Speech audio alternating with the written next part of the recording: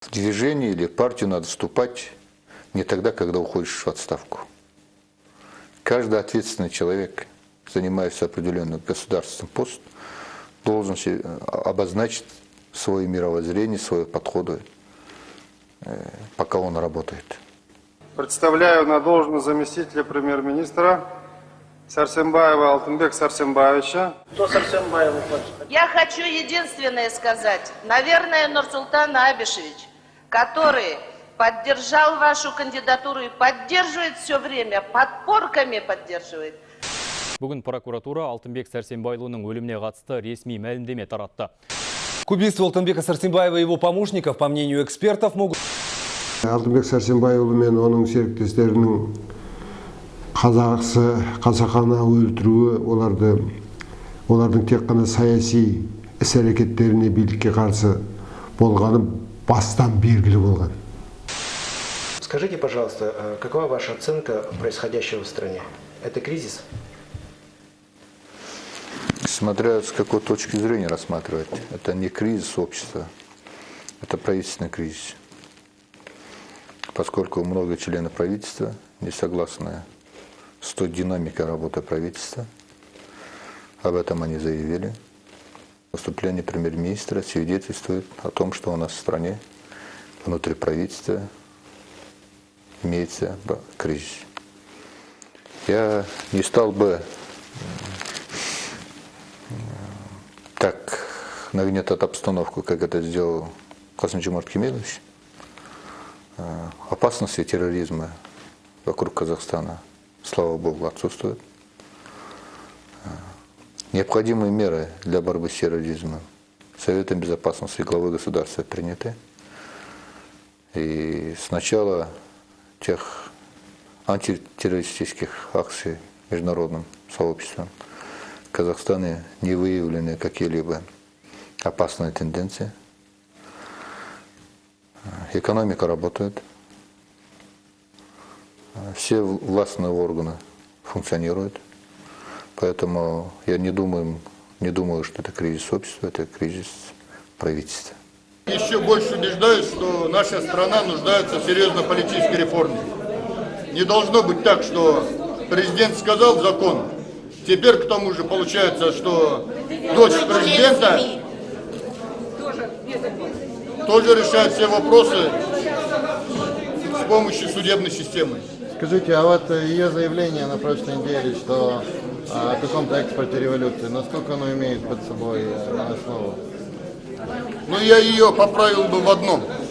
Экспорта революции не будет в Казахстане. Если будут такие судебные решения, также будут дальше преследоваться оппозиционные политики, также они будут, верхушка богатеть, как сейчас, а низы, то есть простой народ будет нищенствовать, без всякого экспорта будет революция.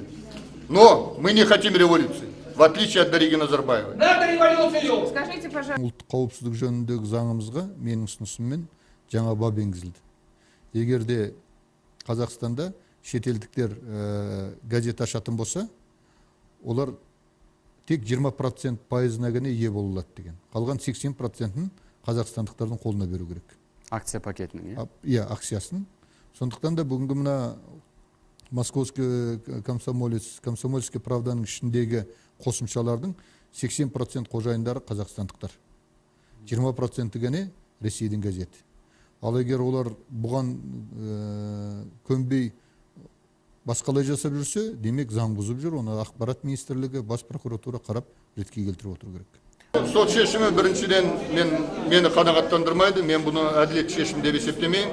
Сондықтан да қалалық сотқа, қажет болса жоғарғы сотқа дейін шағымдануға бармын. Себебі біз сотқа мынандай көлемдегі документ тапсырдық. Бұның барлығы да назарына алынған жоқ. Сондықтан да бұл меніңше соттың шешімі емес, бұл басқалай шешім болып шықты деп есептеуге болады. Қандай шешім? Әділетсіз шешім. Сіз айтып отырған жаңа шешендермен оқиға, казактармен оқиға, мен жасалашты айтпаған әлі талай оқиға бар. Құдай қаласа оның бәрін кейін кітап қылып жазып шығарар. Бұның барлығын сол кезде мәселені шешу керек болды да, мүмкіндігінше көпшіліктің талқылауына салмау керек еді. Себебі ұлтаралық қарым-қатынас өте нәзік дүние. Сондықтан да мен мемлекеттік қызметкер ретінде сол мәселелердің шешілуіне көбірек мән бердім да, одан өзіме жариялық жасау, өзіме белгілі бір ұпай жинауды қажет емес деп есептедім. Я ожидал, что мы же не романтики, никто из нас иллюзий не строил, но я не думал, что вот судебное решение именно так будет подано, потому что мы представили, на наш взгляд, такие доказательства, что трудно было бы зачитывать приговор.